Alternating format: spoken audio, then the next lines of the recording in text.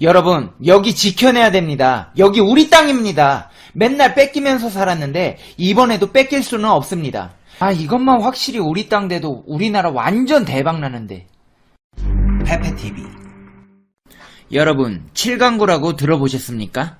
많은 사람들이 독도를 우리 땅이라고 주장하지만 어쩌면 독도보다 더 중요할 수 있는 땅, 칠강구를 놓치고 계시지 않나요? 왜 독도보다 중요하냐고요? 여기에 석유와 천연가스 매장량이 우리 돈으로 5,870조 원에 이른다고 합니다. 그래서 아시아의 페르시아만이라는 별명도 붙었습니다. 사우디 10배의 원유가 매장되어 있는 가스 매장량, 꿈의 광구. 한일 협정 탓에 33년 동안 개발 원천 금지되었고 일본의 꼼수에 따른 주장에 손도 못 대고 고스란히 잠자고 있습니다. 2011년 개봉한 하지원 안성기 주연의 한국 최초 블록버스터 영화 칠강구도 이 대륙붕을 소재로 바다 위 석유 시추선에서 괴물과 시추 대원들이 벌이는 사투를 그린 영화로 대단한 관심을 끌었습니다. 그런데 이 지질의 특성상 한반도에서 떨어져 나간 이 황금 해역 내 칠강구가 잘못하면 협정기간인 9년 뒤인 2028년 이후에는 일본에 넘어가게 생겼습니다. 이 영상이 칠강구를 대한민국 땅으로 못 박는 시발점이 되기를 바라며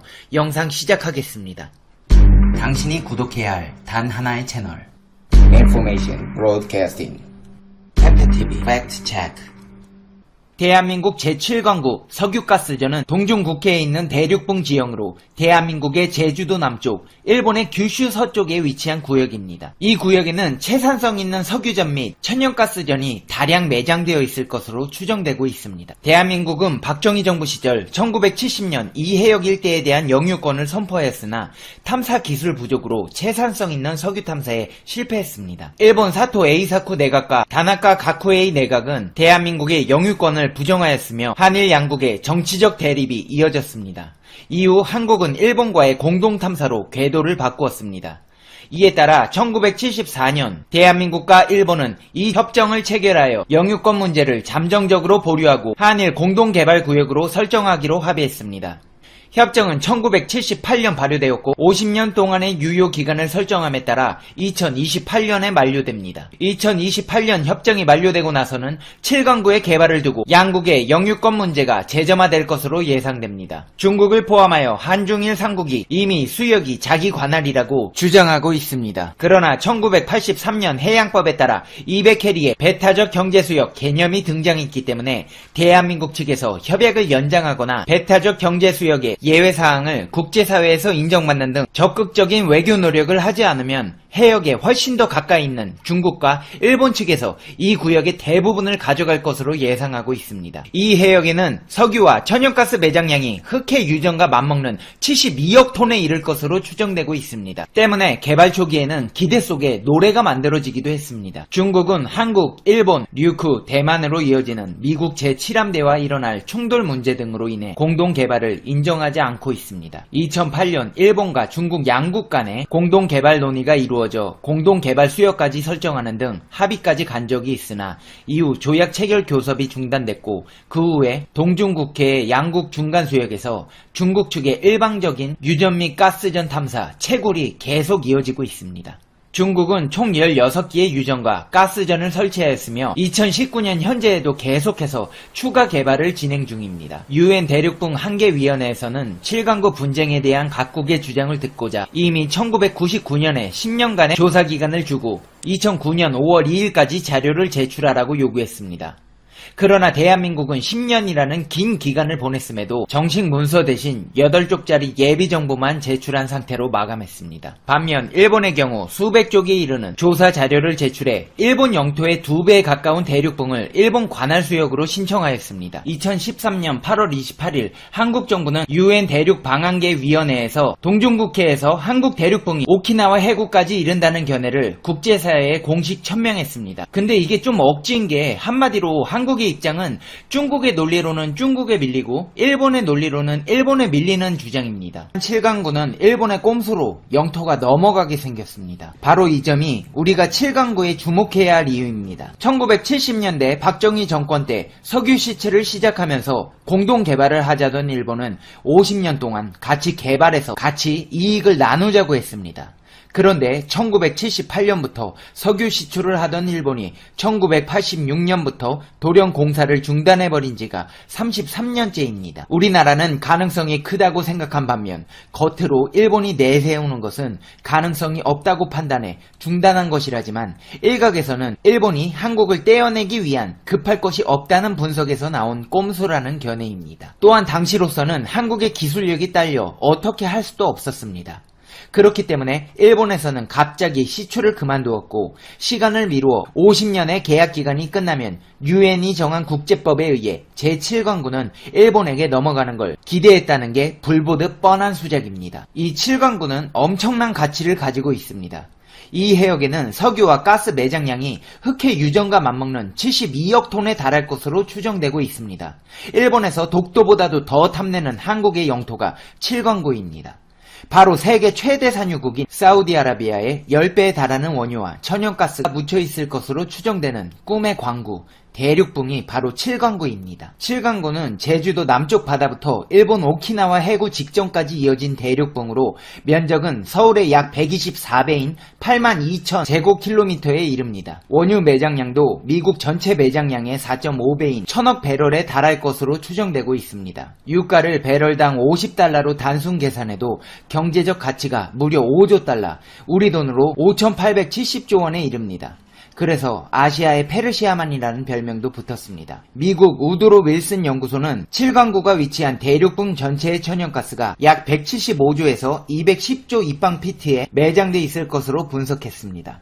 이는 사우디아라비아 매장량의 10배에 달하는 규모입니다. 사우디의 10배에 가까운 천연가스와 풍부한 석유 매장 가능성이 발표되면서 아시아의 페르시안 걸프라 명칭된 제7광구를 1970년 1월 한국은 당시 해양법 기준으로 제7광구를 한국 영토로 선언했습니다. 1978년 우여곡절 끝에 결국 한일 양국이 공동 지분을 갖는 한일 공동개발구역으로 설정되면서 우리나라의 산유국의 꿈을 꾸게 해주었습니다. 당시 대륙붕 연장설이 국제적으로 우세했기 때문에 한국의 입장이 유리했습니다. 그러나 1985년 배타적 경제수역의 개념이 등장하며 일본의 입장이 유리해졌습니다. 지도상 7광구의 80%가 일본의 영토가 되기 때문입니다. 이에 따라 일본은 한국의 지속적인 개발 요구에도 불구하고 1986년 이후 지금까지 33년 동안 단 한 차례도 시추하지 않고 7광구에 대한 일체의 개발을 중지하고 있습니다. 한일 간 7광구 협약 기간은 50년으로 2028년까지 앞으로 9년 남았습니다. 2004년 탄성파 탐사에서 우리나라 유일의 동해가스전보다 훨씬 추정 매장량이 많은 구조를 발견하고도 일본과 공동 개발을 한다는 합의 때문에 발만 동동 구르고 있습니다. 일본은 한국이 7광구에 대한 영유권을 선포하자마자 강하게 반발했습니다. 한일 간 서남의 해저 지역은 공유 대륙붕이기 때문에 등거리 원칙에 의한 중간선으로 영유권을 나눠 가져야 한다는 게 일본의 주장이었습니다. 일본이 경제 원조 중단 카드까지 꺼내들며 압박하자 한국 정부로서는 선택의 여지가 없었습니다. 설상가상으로 1985년 리비아 몰타 대륙붕 사건을 계기로 국제적 분위기가 반전됩니다. 지형이 아닌 거리를 기준으로 바다 영역의 영유권을 갈랐기 때문입니다. 일본 입장에서는 7광구의 영유권을 주장할 기회를 잡은 셈입니다. 현재 한국은 7광구의 중심부에 이어도 종합해양기지를 짓고 일대를 실효적으로 지배하고 있습니다. 하지만 영유권 판단 기준 일본에게 유리하게 바뀐 만큼 협정 만료 이후에도 한국이 영유권을 보장받을 수 있을지는 불확실합니다. 2029년이면 7광구가 일본 영토로 넘어갈 가능성이 커서 정부 차원의 대책 마련이 필요합니다. 그러니 우리 정부의 적극적인 대응책 마련이 시급하다는 지적은 너무나도 당연합니다. 만일 협정 기간을 연장할 수 없거나 그 이후 양국 간 해양 경계 확정에서 우리가 밀리지 않고 유리한 고지를 점하려면 지금부터 철저하게 준비해야 합니다. 일본 측이 협정 의무를 계속 위반하면 국제재판소에 제소하는 방안까지 염두에 두고 종합 대책을 세워서 해양 영토에서 우리나라의 국익이 손상되는 일이 없어야 합니다. 미국의 한 전문가는 유정 공동개발 착수 준비만 해도 8년이 걸리기 때문에 한국이 적극적으로 대처해야 한다고 조언했습니다. 결론적으로 지구 어느 곳이나 영토 문제만큼은 조용하지 않습니다. 영유권 문제에 있어서 침묵하는 국가나 민족은 진다는 사실을 알아야 합니다. 따라서 우리 입장을 적극적으로 주장해야 하는 이유가 여기 있습니다. 한국 정부는 국제 공론화를 통해 7광구의 영유권을 확보하겠다는 전략을 세웠습니다. 외교부는 2013년 UN 대륙 방한계 위원회에서 7광구가 한국의 영토라는 입장을 공식적으로 밝히고 심의를 신청했습니다. 하지만 CLCS는 권고만 할 뿐 구속력을 가진 결정을 하지 못합니다. 특히 어느 한쪽이라도 분쟁을 제기하면 심사도 할 수 없어 심의가 열리기 어려운 구조입니다. 결국 양국이 협상을 통해 결정해야 하는데 현재는 한일 관계가 악화되면서 논의 자체가 진행되지 못하고 있습니다. 이제 페페TV의 결론 내겠습니다. Conclusion 페페TV. 여러분, 여기 지켜내야 됩니다. 여기 우리 땅입니다. 맨날 뺏기면서 살았는데 이번에도 뺏길 수는 없습니다. 모두 7강구가 우리 영토라는 점을 인식해서 독도처럼 우리 땅 7강구를 지켜내야겠습니다. 또한 정부는 7광구의 영토 수호와 보전을 위해 국민적 관심을 집중시키고 국제적으로 공론화시킴은 물론 일본에게 공동 개발을 적극적으로 추진해 자원 확보에 최선을 다해야 할 것입니다. 이것만 확실히 우리 땅 돼도 우리나라 완전 대박 나는데.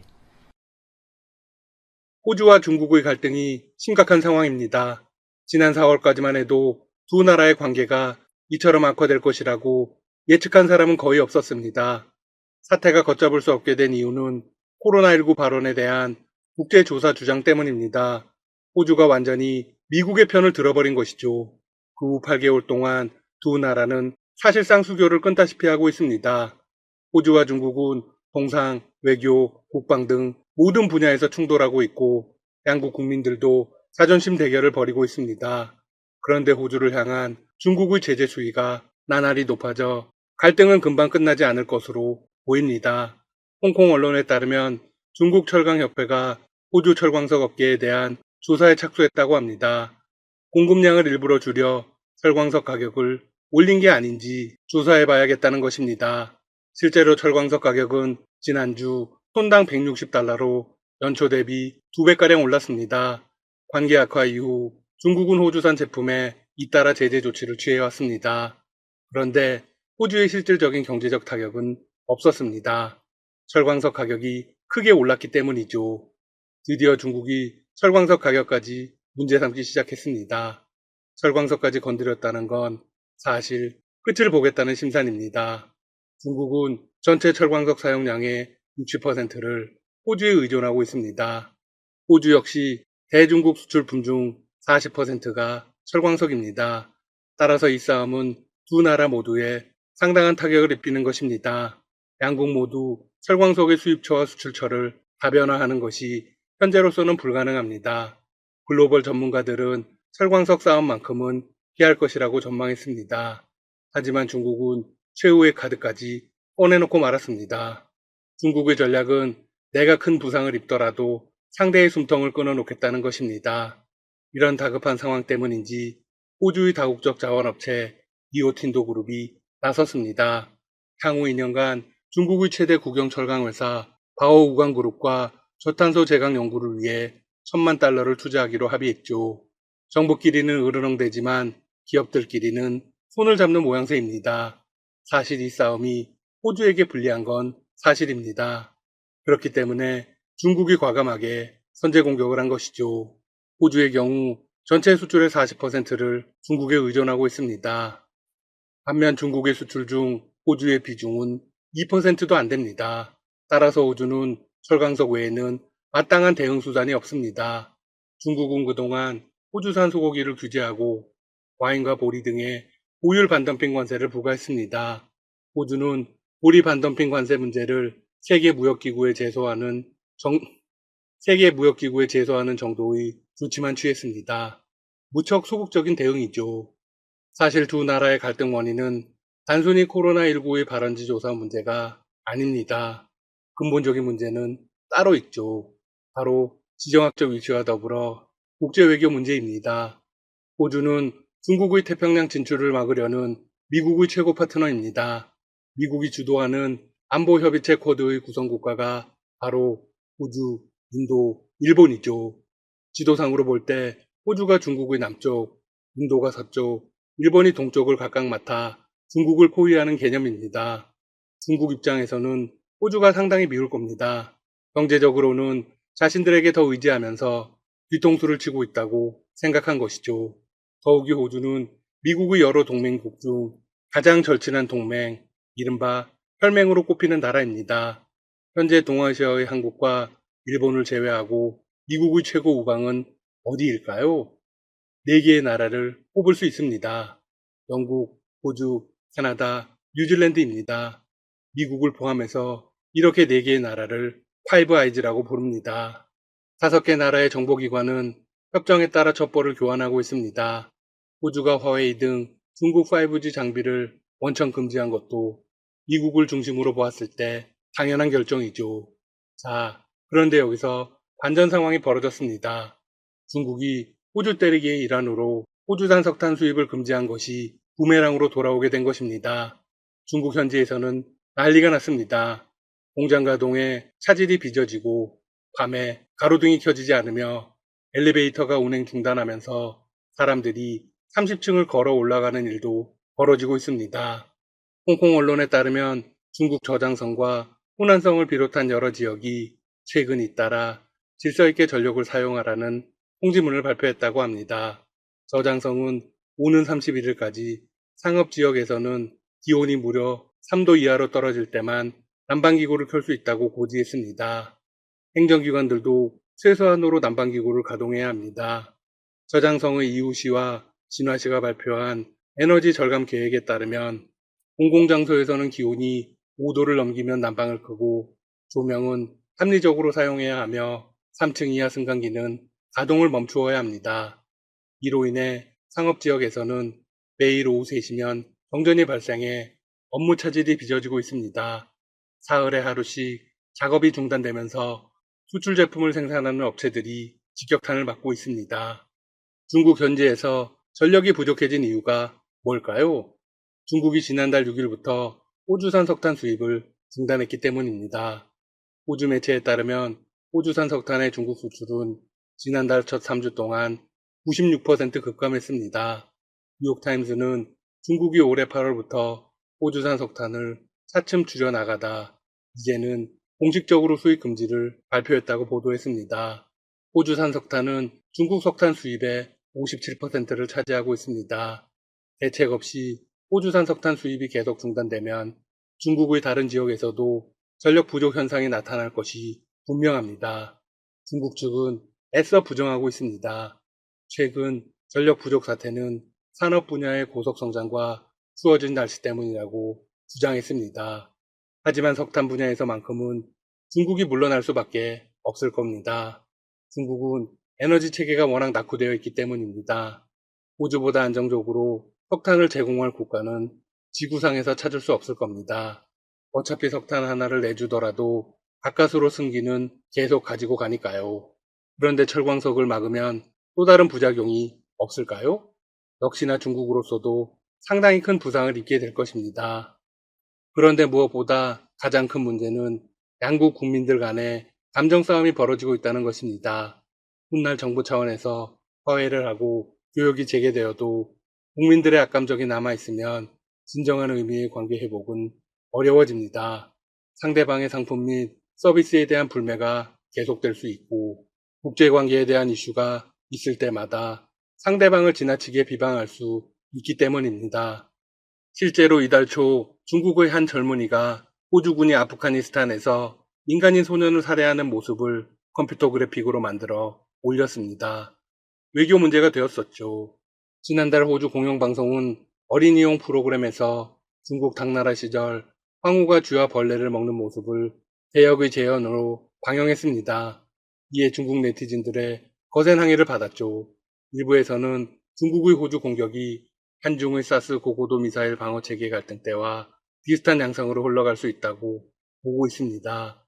당시 외교적 노력으로 경제 보복을 축소하기는 했습니다. 하지만 두 나라 사이의 앙금은 여전히 남아있죠. 호주와 중국의 관계도 이번 일을 계기로 어떤 형태로든 재설정될 수밖에 없다는 분석이 지배적입니다. 지금까지 닥터시사TV였습니다. 여러분 시청해주셔서 감사합니다. 구독과 좋아요 부탁드립니다.